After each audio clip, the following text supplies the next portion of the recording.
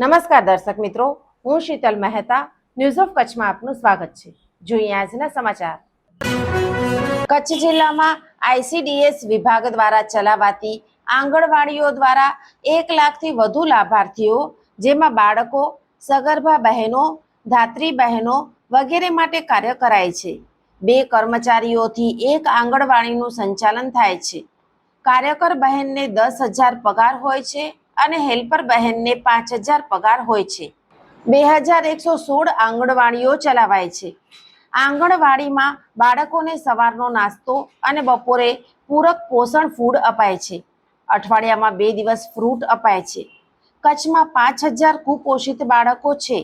સમગ્ર બાબતે ICDSના programme officer RD Chaudhary બહેને જણાવ્યું કે આપણે લાભાર્થીઓની અંદર બાળકો, સગર્ભા અને ધાત્રી તે કુલ મળીને 1,60,000 સમથિંગ જેટલા લાભાર્થી છે અને 48,000 જેવી આપણી આપણે છે ને જે બાળકોને પૂર્વ પ્રાથમિક શિક્ષણ છે, પછી અલગ અલગ એક્ટિવિટી આપણે કરાવીએ છીએ. સાથે સાથે આપણે ધાત્રી માતાઓ છે એમને આપણે THR ના પેકેટ એટલે કે ટેક હોમ રાશન જે ફોર્ટિફાઈડ હોય છે પૂરક પોષણ, એ આપણે 1 મહિનામાં 4 કિલોના પેકેટ આપીએ છીએ.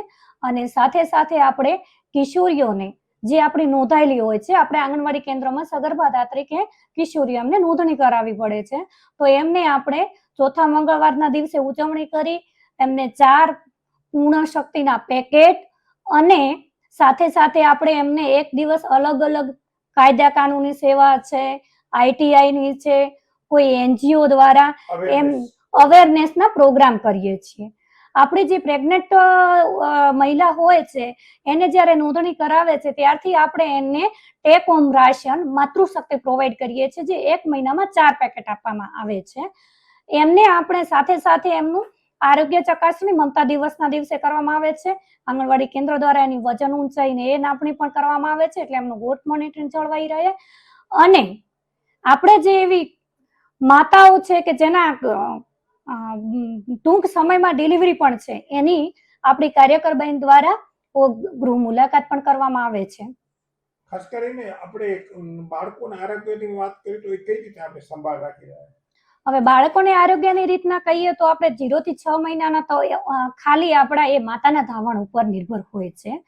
7 મહિનાથી કરી અને 3 વર્ષ સુધી આપણે આંગણવાડી કેન્દ્રના એમનું ગ્રોથ મોનિટરિંગ હર મહિને થાય છે. આશા વર્કર, આંગણવાડી કાર્યકર અને આપણી FSW ANM દ્વારા થાય છે.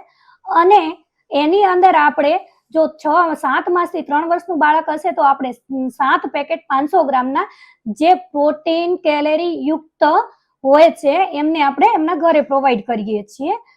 અને એમનું આપણે રસીકરણ સંપૂર્ણ જે પણ એમના મહિના વાઇઝ કે કયો ડોઝ ક્યારનો છે સંપૂર્ણ એમને ત્યાં આપવામાં આવે છે.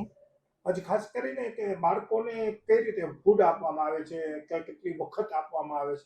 ઓકે, બાળકોને ફૂડની અંદર જે આપણે કહીએ કે અમારે પૂરક પોષણ આપવામાં આવે છે, જેની અંદર સોમવારથી કરી અને શનિવાર સુધી દરરોજનું મેન્યુ મુજબ અલગ અલગ પ્રોટીન કેલેરી યુક્ત આહાર હોય છે. એમાં દરરોજ સવારે નાસ્તો અને બપોરનું પૂરક પોષણ આપવામાં આવે છે. સાથે સાથે અઠવાડિયામાં 2 દિવસ એટલે કે સોમ અને ગુરુવારના દિવસે અમને સિઝનેબલ ફૂડ એટલે ઋતુ પ્રમાણે જે પણ ફ્રૂટ મળતા હોય એ અમને પ્રોવાઈડ કરવામાં આવે છે. આજની તારીખમાં વાત કરીએ તો તમારી પાસે કેટલા કુપોષિત બાળકો નોંધાયા? ઓકે, આજની તારીખે અમારે 5,000 થી સમથિંગ આપણા કુપોષણ બાળકો છે. કુપોષણની અંદર આપણે પગલામાં કહીએ તો આપણે પોષણ સંગમ ચાલુ કર્યું છે. જે પોષણ સંગમની અંદર જેટલા પણ આપણે કુપોષણ બાળકો જાણવા મળે છે એમની નોંધણી કરીએ છીએ. એમને મેડિકલ ટ્રીટમેન્ટથી કરીને એના 10 પગલા છે, જેમ કે એમનું ગ્રોથ મોનિટરિંગ કરવાથી એટલે એમની ઓળખ થાય છે કે આ કુપોષણ બાળક છે. એના પછી એનું ભૂખ પરીક્ષણ કરવામાં આવે છે, એનું મેડિકલ ચેકઅપ કરવામાં આવે છે, એનું સ્થાન નક્કી કરવામાં આવે છે કે તારું કોઈ મેડિકલ કોઈ કોમ્પ્લિકેશન છે કે એવું બાળક છે કે જેને CMTC કે NRC માં મોકલવામાં આવે છે, અથવા એને પેડિયાટ્રિક તકલીફ હોય, મેડિકલ કોમ્પ્લિકેશન તેવી રીતના મોકલવામાં આવે છે. અને જો એ પૂરક પોષણથી સંપૂર્ણપણે રેડી થઈ જતું હોય તો એને ન્યુટ્રિશન ની રીતના આપણે કમ્યુનિટી બેઝ પર એની ટ્રીટમેન્ટ કરવામાં આવે છે. કેટલા કેજી વજન ઓછું હોય તો એને કુપોષિત કહેવાય? એ અલગ અલગ એના કેટેરિયા છે. જેમ કે એને હાઈટ પ્રમાણે વજન, એની ઉંમર પ્રમાણે વજન, એનું અલગ અલગ ક્રાઇટેરિયા છે. કઈ રીતે નક્કી કરો? એના ઉંમર પ્રમાણે આપણો ગ્રોથ ચાર્ટ હોય છે. એની ઉંમર પ્રમાણે આપણા વજન, જેમાં અલગ અલગ, ફોર એક્ઝામ્પલ કે 1 વર્ષનું બાળક છે તો જન્મનું છે તો એનું 2.5 કિલો નીચે હોય તો એ લો બર્થ વેટ કહેવાય છે.